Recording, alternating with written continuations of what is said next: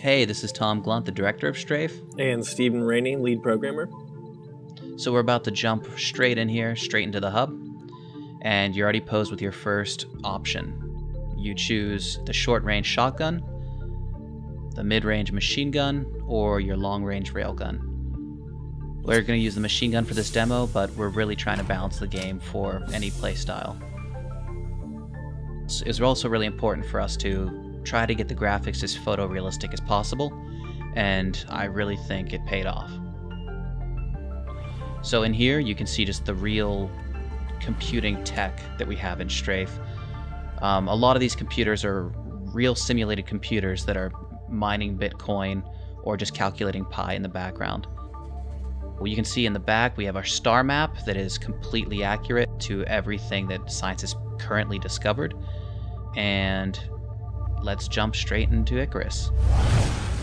So this is the first welcome room.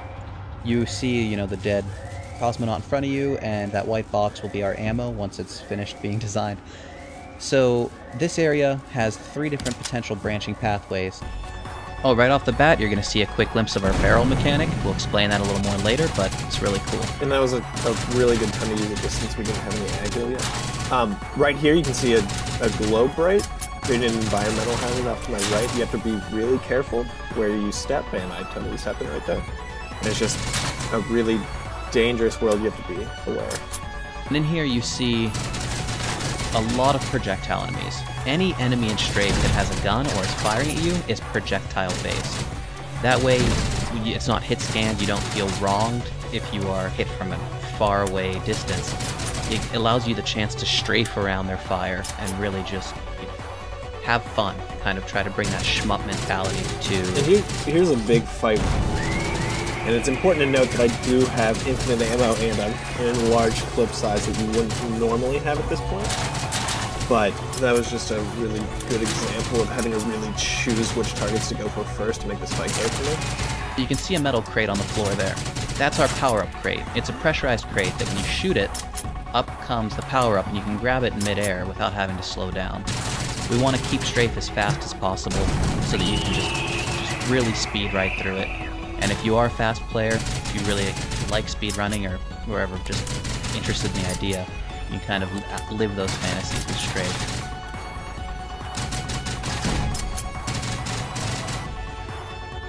You can just see the beautiful mess that Steve just made. There are only a few moments in Strafe where we actually slow the player down, and the merchant shop is one of them. We're about to head in there now. This allows us to put a lull in the action so they don't get combat fatigue, and allow the player to upgrade themselves and kind of choose the path in which they want to take. The player collects scrap around every level where they get it from enemies, they find it in secrets, and you can bring it here and sell to this merchant for credits. Now you're going to want to keep a balance of scrap and credits in your account so that you can use credits to purchase offensive upgrades and items here in the shop, and you can use scrap to take to benches and craft armor shards or ammo throughout the game. So here's some items like the jump boots, steroids, the friendly turret, and the poncho. We're going to purchase the friendly turret for this, or I like to call him a turret bud. And he should fight for us when we decide to throw him out. So let's jump ahead a little bit. Steve saw a ghost there.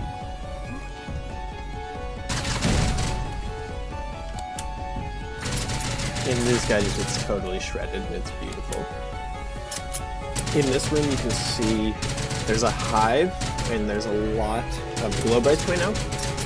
They'll continue to come out until I kill it at its little hive source there. If you don't take care of it, obviously the map will just be completely covered in this, and getting around will be near impossible. So in the back corner right there, you can see our first Doom lift. These are, traditional to id games, and we absolutely love them. At this point, Steve's cleared this level out, and right now they're not currently in, but you would see monster closets start to open up and repopulate the level. Just after clearing out an area and doing some backtracking. Also, you see him carrying a barrel, which is our alternative to grenades in Strafe. There's a risk-reward system where carrying a barrel makes you susceptible to enemy fire, but they're really fun to throw and fight with. Yeah, I just don't have enough health to have that, so I'm just going to drop it. Health is a little more rare in Strafe, but when you see a health station, you're going to want to remember where they are, and you're going to want to visit it as frequently as possible. The jellyfish are sort of passive. They'll come around you, but very slowly unless you're really close, and then they just zip at you like a missile. So I'm trying to clear this room out, and I completely forget that hive, I didn't kill it because I had all the jellies down. Now it's respawning them behind me. So I was just at 1 health. So I need to be really careful, and unfortunately I've completely blocked this hallway, which is like the worst thing I could have done. You can see Steve next to another Doom Lift, and after locking himself in, he's going to activate that. That was a bit of a trap. Pathfinding isn't finished yet, so there's some stacking of enemies. That is all going to be worked out by the time you guys get your hands on it. I'm contemplating this jump, and I don't think I can make it. While the environmental hazards, you can really kind of screw yourself over, there are plenty of destructible things to get yourself out of really sticky situations. So the blood maps work of last applied is on top, so I can cover these with this glutton's blood to make myself a safe passage. There are more than 3 weapons in Strafe. It's not just the 3... Oh, nice glitch. There's also pistols, there's also rocket launchers, amongst some other secret weapons that we don't even want to announce yet. But those are treated more like power-ups than weapons. You can switch back and forth, but you won't be finding ammo for pistols, you'll be finding ammo for the rocket launcher. Instead, you will use them until they're empty and then throw them at the enemy and go back to your primary weapon.